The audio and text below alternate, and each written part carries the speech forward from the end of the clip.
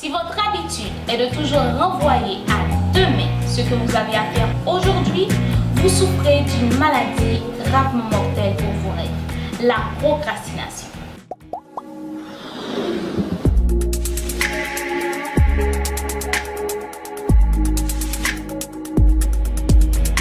Mon nom est Shekina Laseg, éducatrice communicatrice, et dans cette vidéo, je viens vous parler d'un thème qui devrait vous intéresser, la procrastination.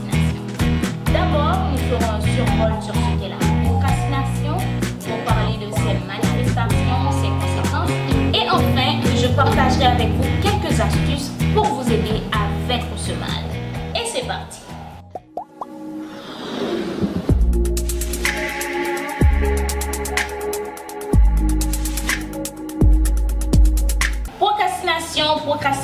Procrastination. Savez-vous vraiment ce qu'est la procrastination? Selon l'Organisation mondiale de la santé, la procrastination est une maladie mondiale nuisant à l'efficacité et faisant perdre des milliards de dollars tous les jours. C'est évident, les bonnes occasions arrivent chaque jour et indépendamment de notre domaine, nous attendons passer une autre occasion. Je ne sais pas pourquoi, mais nous préférons nous abandonner à la remorque des gens, des circonstances, de la procrastination et autres mangeurs de temps. Nous ratons les bons coups en procrastinant. Mais encore, il ne s'agit pas seulement de ça. La procrastination est aussi un péché mortel. L'un des pires ennemis de l'homme sur le chemin de la réussite. Dans son ouvrage intitulé L'Université du succès, Ogmandino a ainsi analysé ce qui motive les gens à persévérer dans les manœuvres dilatoires. La motivation à procrastiner, dit-il, se compose pour un tiers de mensonges que l'on se raconte à soi-même et de 2 tiers de dérobades, de fuite quoi. Je vais vous dire le moins qui puisse arriver lorsque quelqu'un s'arroge le droit de procrastiner. Je parie que vous ne le saviez pas encore. Eh bien, en 1961, un certain Leonard Kleinrock avait déjà eu l'idée de lancer Internet. Pourtant, Robert Kahn et V. Sancerre ont dû lui voler la vedette dans les archives de l'histoire de l'Internet. Savez-vous pourquoi? Tout simplement parce que eux, ils n'avaient pas procrastiné. Procrastiner est un verbe que nous utilisons à tort et à travers. Peut-être es-tu en train de dire que tu ne l'as jamais utilisé, n'est-ce pas? Détrompe-toi. Tu l'as utilisé à chaque fois que tu ressassais ce refrain. J'aurai le temps, j'aurai le temps, j'aurai le temps.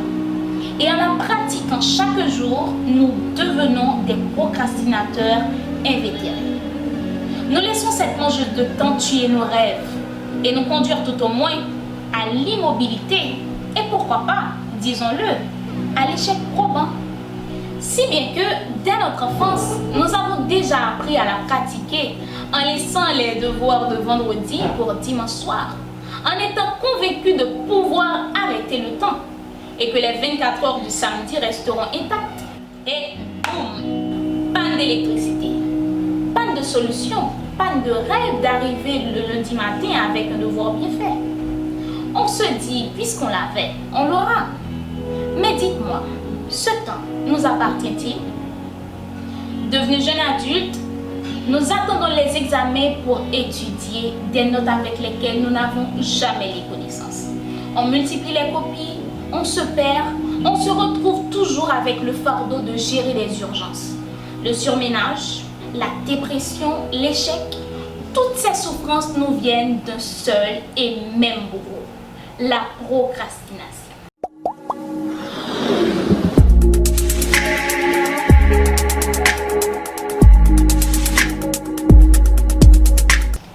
Ayant pris l'habitude de procrastiner, nous parvenons tant bien que mal à sauver un diplôme plus tard que nos confrères. Chers amis, tout remettre au lendemain nous fait perdre des opportunités. Cela nous fait effectuer les tâches avec négligence et dans le stress. Et étant donné que nous les réalisons au dernier moment, nous n'obtenons pas les résultats escomptés. Certainement comme moi, vous rouliez à toute allure sur l'autoroute de la procrastination. Et me voilà avec ce panneau de signalisation pour vous dire stop. Vous devriez vous arrêter. Vous demandez comment y remédier. Est-ce que médecin vous donnera le remède? Certainement pas, puisque vous détenez déjà les ordonnances. Il suffit juste de les appliquer. D'abord, prenez l'habitude de vous fixer des tâches quotidiennes, réalisables et mesurables. Ensuite, prenez l'habitude d'accomplir ce que vous avez à faire chaque jour. Pour votre gouverne, il serait mieux de vous activer comme si vous devriez mourir demain. C'est l'un des meilleurs secrets de l'ordre et de la discipline pour une réussite au sommet.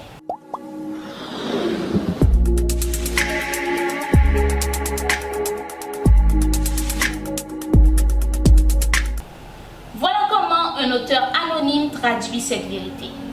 Hier fait partie de l'histoire, demain demeure un mystère, aujourd'hui est un cadeau. Voilà pourquoi on l'appelle présent.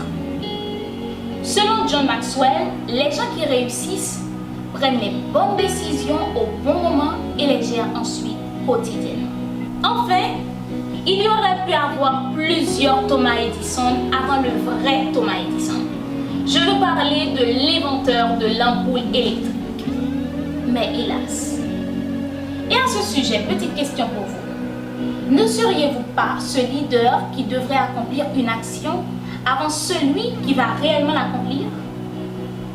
Mais non, reprenez-vous. Ne remettons pas à demain ce que nous pouvons faire aujourd'hui. Dites-vous que c'est maintenant ou peut-être jamais. J'espère que vous allez arrêter de procrastiner. À bientôt.